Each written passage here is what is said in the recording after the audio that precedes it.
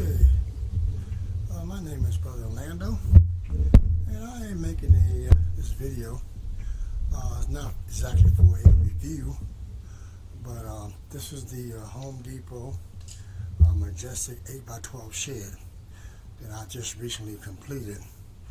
Unfortunately, I didn't get to do my final paint on it because where I live at, it gets extremely cold. As a matter of fact, it's been very cold here for the last few days. And today's the first day I could get outside and actually try to get the caulk on before the snow hits. But anyway, I've seen some of the reviews, and some of the views I like this type of thing. I decided not to do a shingle roof. I wanted to do a metal roof since there's a metal roof on my home. But I want to bring out a few pointers to people who are planning on building this shed, and even those who have already built this shed. And I want you to concentrate on these doors. The doors is what holds everything secure, and if you didn't do a good job, you're gonna have a problem. Most of all, I'm gonna let you know that my opinion, this shed was computer generated. So they done it because you noticed the way they had it laid out. They had every piece all figured in down to the inch. But what they didn't show you, they told you to caulk, but they didn't tell you where to caulk. They didn't tell you how to beef up. If you don't have any kind of building experience, you want to beef up. And I heard one gentleman in particular, he said, these doors are like crap. Well, not really. These doors are well designed. They're color coded, red and blue, red and green. But at the same time, you remember, you are the builder. This is going on. This shed is going on your property, and you decide that you want the best as possible for your shed.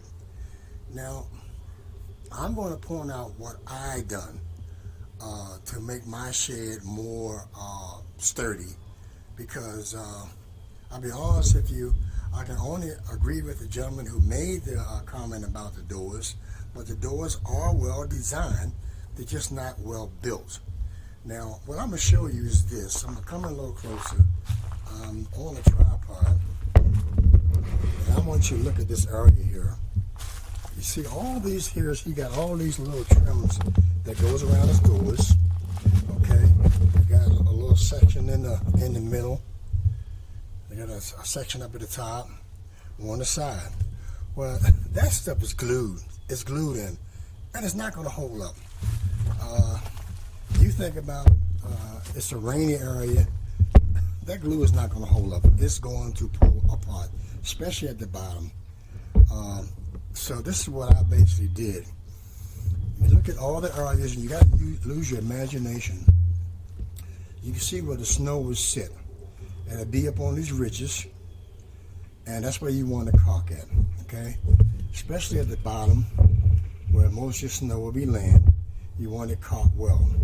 Now, what I don't like is that I noticed that these doors, when they bang, that these pieces started to come out.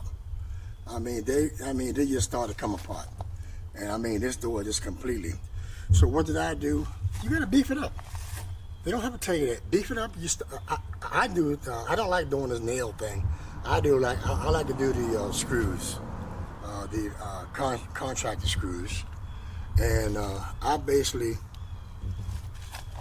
beefed up everything with the screws and made it tight. Okay, I pulled it in. I used 1-inch screws, and I was good to go. Now I'm going to show you something.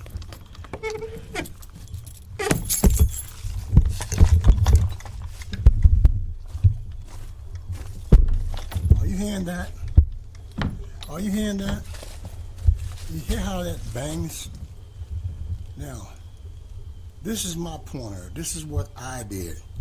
Okay, this is what I did, because sooner or later, if you do not get that corrected, the renter's going to rip this door off anyway. Okay, so what did I do? I did the oldest trick in the book. I I did the old hook and eye. And all you gotta do, and that's it. And as you see, she's in there. She's nice and tight. She's not going nowhere. Now, I didn't like because they told people to drill a 5/16 hole. I drilled mine a quarter, a tight quarter. And this door is tight as a rock and it's not moving nowhere. Another thing that, I don't know if you can see the top, I do like that they did the cross bracing. They didn't have a collar beam, which goes all the way down, but they did have good supports up in there. And basically, that's what I want to show you of what I did on my door. But I got it caulked here by the windows. I got it caulked up top. I got it caulked up top. Anywhere snow can hit, water can hit. I took my time and caulked it. And that is my point. Now, another thing that I did, I'll make it real fast. I took, keep animals out, all around my base, because mine sit up in the air. I put some kind of mesh around to kind of keep any kind of stray animals out of there. And also, I don't know if you can see it real close. I'll see if I can get a close up. But what I basically did, a lot of people was putting sand down, this type of thing, and started to build. But you don't know that weeds still gonna come up through it. So basically, I did the same thing I did in my house. I did a 6 mil underlayment all the way across before I even start to go. And I guarantee you, won't no grass or any kind of weeds come up through this shed. So that is what I did. If I would give this shed a rating, I would give it a 4.5 stars, only because I had to do a little extra work to make it stand out. But it's a good shed, and I am well pleased. Have a good day.